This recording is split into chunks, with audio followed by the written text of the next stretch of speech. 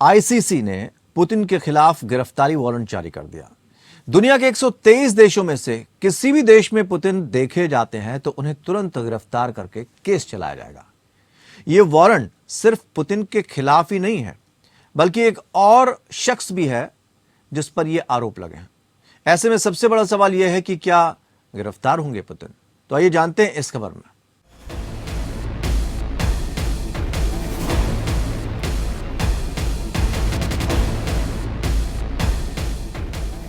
रूस यूक्रेन युद्ध लगातार जारी है। युद्ध रोकने के प्रयास अब तक नहीं किए जा रहे हैं, बल्कि नए दोस्त और नई रणनीति के तहत एक दूसरे की घेराबंदी जारी है। अमेरिका जापान यूक्रेन के पक्ष में खड़ा है तो चीन रूस के पाले में खड़ा दिख रहा है। इस बीच चीन और रूस दोनों ही पश्चिम देशों के द्वारा लगाए गए प्रतिबंधों का सामना भी कर रहे हैं। चीन कोविड के समय से अमेरिका के द्वारा लगाए गए आरोपों से झुंझलाया हुआ है। वहीं इस बीच एक और खबर ने रूस और अमेरिका के बीच कड़वाहट और बढ़ा दी है। वो इसीलिए क्योंकि आईसीसी यानी इंटरनेशनल क्रिमिनल कोर्ट ने रूस के राष्ट्रपति व्लादिमीर पुतिन के खिलाफ एक अरेस्ट वारंट जारी कर दिया है। आखिर आईसीसी है क्या और इस न्यायालय के अंतर्गत कितने देश आते हैं? आईसीसी की वेबसाइट पर मौजूद जानकारी के मुताबिक अंतर्राष्ट्रीय क्रिमिनल कोर्ट दुनिया के 123 देश आईसीसी के सदस्य हैं। इनमें 33 अफ्रीकी, 19 एशियाई देश, 19 पूर्वी यूरोपीय देश, 28 लैटिन अमेरिकी और कैरिबियाई देश और 25 पश्चिमी यूरोपीय और अन्य देश हैं। आईसीसी के सदस्य देशों में Argentina, Austria, Bangladesh, Belgium, Canada, Congo, Denmark, Estonia, France, Germany, Hungary, Japan, Kenya, Luxembourg, Maldives, New Zealand, Netherlands, Poland, पुर्तगाल, South Korea, Sweden, Spain, Tajikistan, UK और वेनेजुएला जैसे देश शामिल हैं। आईसीसी ने पुतिन पर यूक्रेन में वार क्राइम का आरोप लगाया है और मामला दर्ज किया गया है। पुतिन पर यूक्रेनी बच्चों को अवैध तरीके से और जबरन रूस लाने के आरोप लगाए गए हैं। ऐसा नहीं है कि ये वारंट आईसीसी ने सिर्फ पुतिन को लेकर ही जारी किया है। इसके अलावा रूस की children rights commissioner Maria Alekseyevna Lvova Belova के खिलाफ भी अरेस्ट वारंट जारी किया है। इस मामले में क्रेमलिन की ओर से प्रतिक्रिया भी सामने आई है। आपको बता दें कि रूस के राष्ट्रपति कार्यालय को क्रेमलिन कहते हैं। क्रेमलिन ने इस वारंट को आपत्तिजनक और अस्वीकार्य बताया है। रूस के पूर्व राष्ट्रपति दिमित्री मेदवेदेव ने इस वारंट की तुलना टॉयलेट पेपर से कर दी।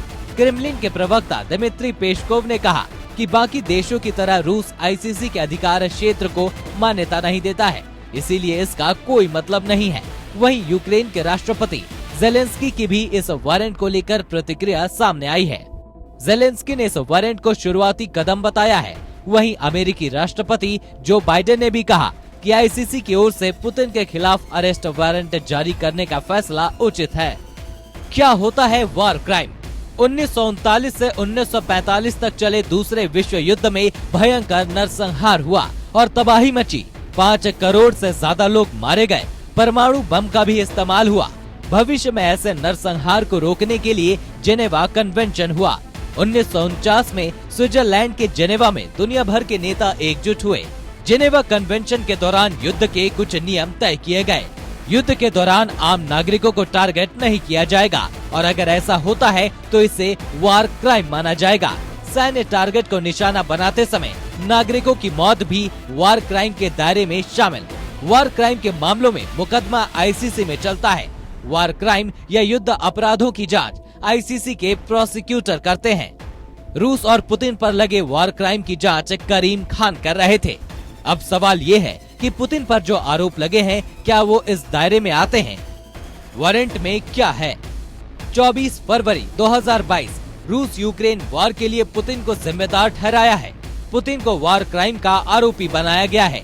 एक न्यूज एजेंसी ने यूक्रेन के आंकड़ों का हवाला देते हुए दावा किया 24 फरवरी 2022 के बाद से 16,000 से ज्यादा यूक्रेनी बच्चों को जबरन रूस ले जाया गया है।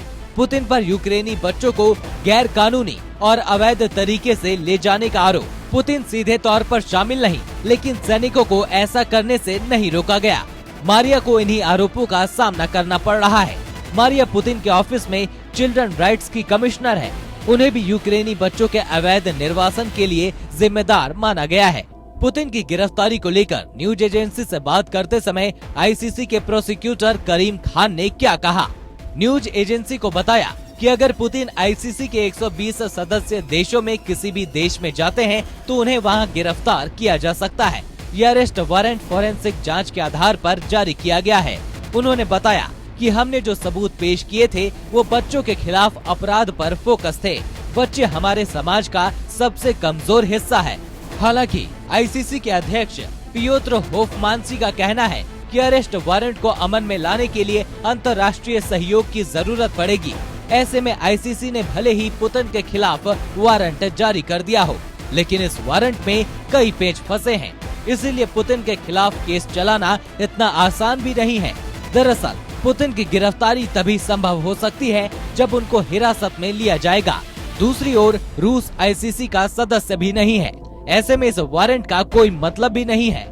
हालांकि कुछ विशेषज्ञ ये भी कह रहे हैं कि ऐसे मामले में आईसीसी से अलग हटकर एक ट्रिब्यूनल को सेटअप किया जा सकता है, जैसा कि 1990 के बाल्कन युद्ध और 1994 के खांडा नरसंहार के समय ऐसा ही किया गया था।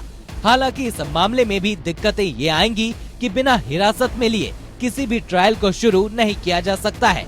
इसीलिए अंतर्राष्ट्रीय कानून के मुताबिक यहाँ भी रास्ता आसान नहीं है।